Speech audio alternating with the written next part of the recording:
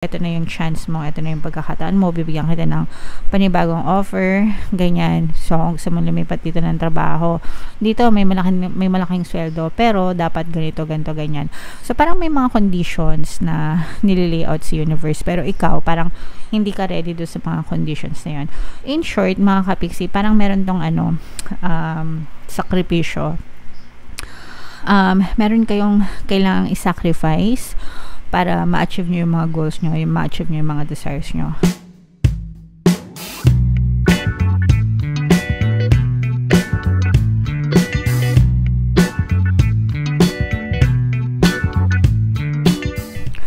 Hello guys, hello Leo, welcome back to Pinoy Pixie Tarot. Ang pamagat ng episode natin for tonight is Full Moon Kapalaran para ngayong July to August para sa Leo, Sun, Moon, Rising, Sign, and Venus.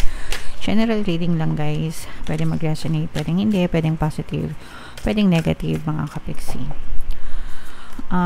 Yung full moon natin ngayon guys, ngayong July ay sa July 21, and then yung next na full moon naman natin ay sa July 24, August 19 mga kapiksi.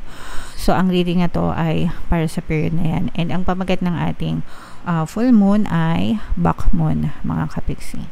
So unahin natin tong card na to guys. Ito yung moon message para sa inyo. It's time to take action. Oras na para umaksyon mga kapiksi.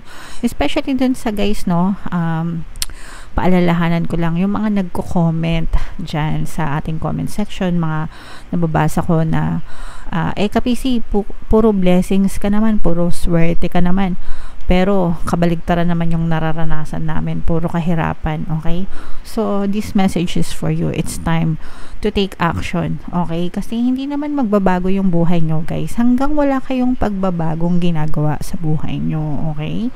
Yung reading, nandyan lang yan, gabay lang yan. And kaya nga sinasabi ko sa inyo kung ano yung pwede nyong gawin para ma-experience nyo yung energy ng reading guys, okay? So ito yung unang message para sa inyo to guys. It's time to take action. Ito yung panahon para umaksyon kayo mga kapiksi.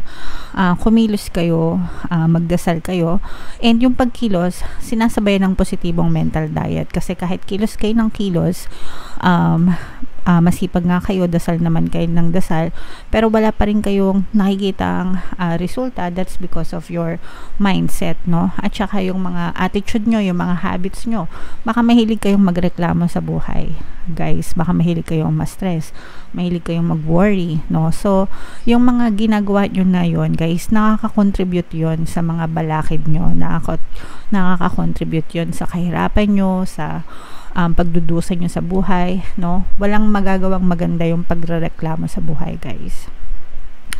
The more na magreklamo ka, the more na pinapahirapan mo lang yung sarili mo, parang pinapahaba mo lang yung sentensya mo, kapiksi. So imbis na magreklamo ka, magpasalamat ka, no? Look for things na magaganda sa buhay mo, kahit gaano kaliit, ipagpasalamat mo, kasi instant shift yon kapag nagpasalamat kayo. Nag-shift kayo from negative to positive, and the more na ginagawa nyo yun, the more na nagiging positibo kayo. The more na nagiging positibo kayo, the more na magbabago yung buhay nyo, okay? So kilos-kilos guys, and mag-isip ng tama, okay? Attune to the moon guys. Don't even think about giving up. Huwag susuko mga kapiksi, lalo na kung nakaka-experience kayo ng kahirapan. Kasi pag sumuko kayo sa buhay nyo, wala na, mamamatay na kayo na ganyan, na mahirap, mamamatay na kayo na hindi kayo makakaranas ng pag-asenso at pag-unlad, okay? Pero kung nagsisikap kayo sa pagkakaroon ng positibong mental diet, doing your best effort sa hard work, best effort sa pagdadasal, best effort sa positive thinking mga kapiksi. Yung number 3, important yun, yung positive thinking. Hindi yun pinagwawalang bahala, okay? Kasi 90% ng inyong success doon nakasalalay, okay? Do your best and be happy with that, no? Additional meanings for this card. As long as ginawa mo yung best mo today, okay na yan. And then kinabukasan, do your best again, okay na yan. And another day, do your best again, okay na yan, okay? As long as every day, nag-e-effort kayo, nag-e-exert kayo ng effort, nagpo-push kayo, kapag pinagsama-sama yon mga kapiksi, malaking bagay yon ang contribution sa inyong tagumpay. Okay? And you need a 12-month plan sa mga kapiksi natin, mga walang plano, no? Balagi ko kayong sinasabihan, guys, mas maganda magkaroon ng plano. I am ready. Okay? So, yeah, mas maganda may plano, guys, kasi pagka may plano kayo, may blueprint kayo, 'di ba? Sa mga architect, blueprint 'yung tawag nila diyan. Meron kayong direksyon, meron kayong alam nyo kung saan kayo papunta, hindi kayo maliligaw, di ba? And malalaman nyo kung right track kayo, on the right track kayo, and malalaman nyo kung may progreso sa buhay nyo or na-stuck kayo. Okay? So, yeah, kilos-kilos, guys, baka ma-stroke. Comment down below, Leo, if feeling nyo naka-resonate kayo dyan. Tingnan natin tong mga messages na to, guys. Shuffle ko to. Habang sinashuffle ko to, panoorin nyo muna yung video natin regarding sa ating paano mag-manifest ng abundance video course. Kapiksi, sawa ka na ba sa mga struggles at hirap sa buhay mo?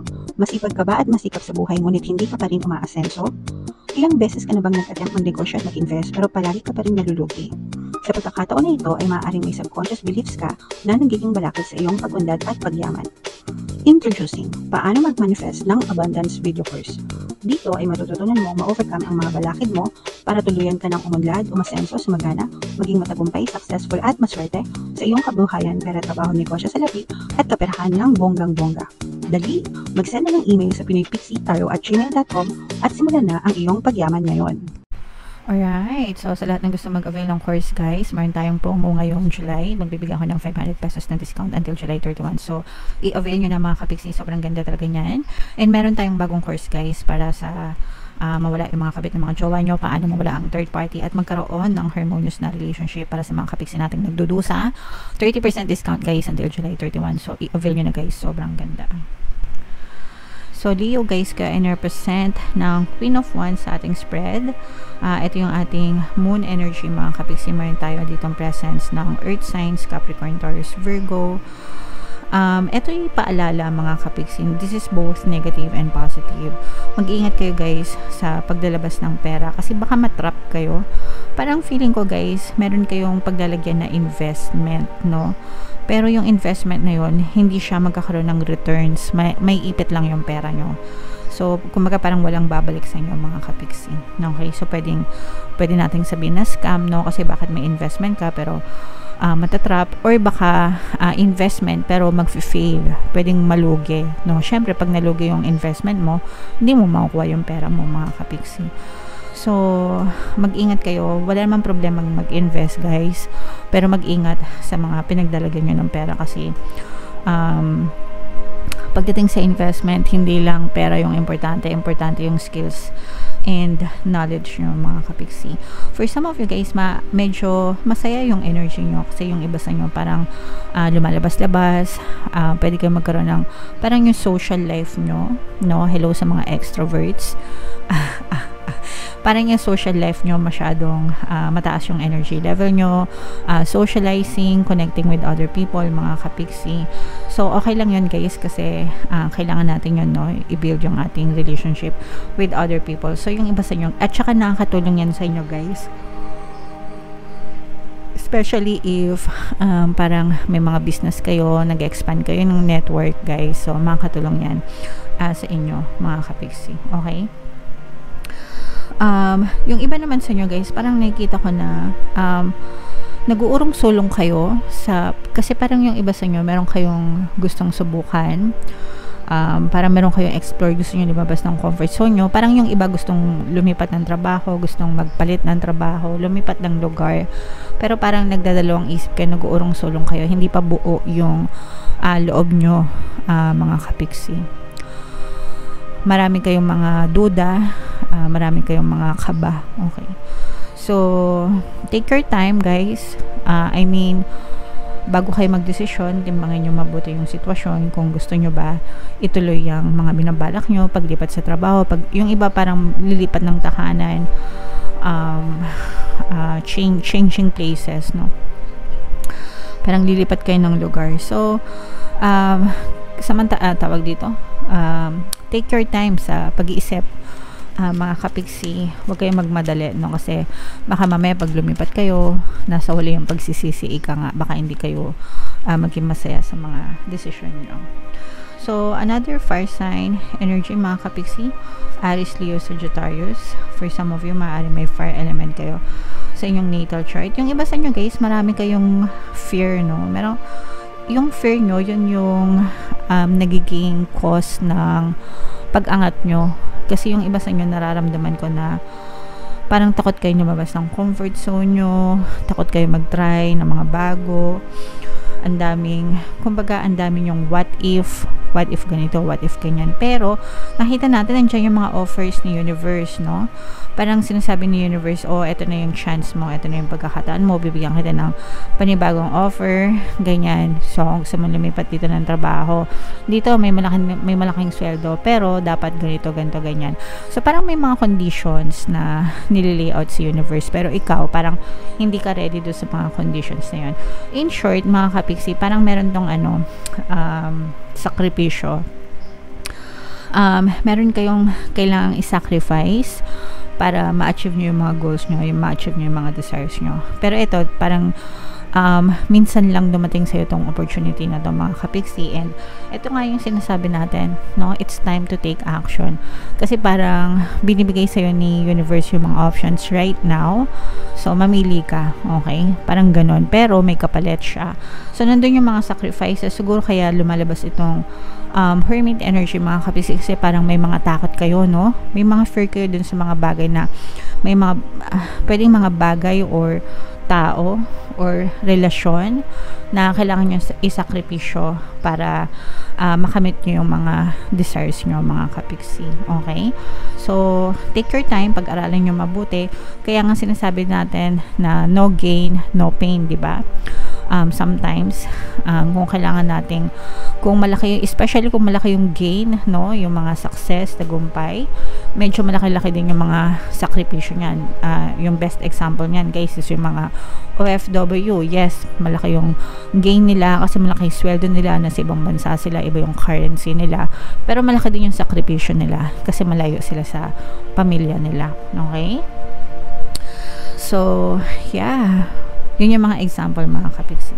So, i-mind-mind nyo yan, guys. Pero, maganda to kasi parang binibigyan kayo ng chance ni universe na parang makabawi, no?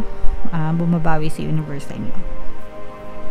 So, i-mind-mind nyo to, guys, sa comment section. Offers from the universe, no? Mga rewards from the universe. Kasi yan talaga yung mga offers sa'yo ni universe. I-mind-mind nyo yan, guys. Malalaking offer, malalaking kontrata, malalaking agreement, no? So, i-mind yan, guys, sa comment section. And comment down below, no? If naka-resonate kayo. Guys, ito yung ating mga pampaswerte subliminals. Pakinggan nyo para makatulong sa inyo. And ito naman yung ating success stories ng paano mag-manifest ng abundance video course. Click here to subscribe, guys, and click here to join our membership program. Thank you for liking, sharing, and subscribing. And see you again next time. I love you all, guys. Have a nice day. Bye-bye.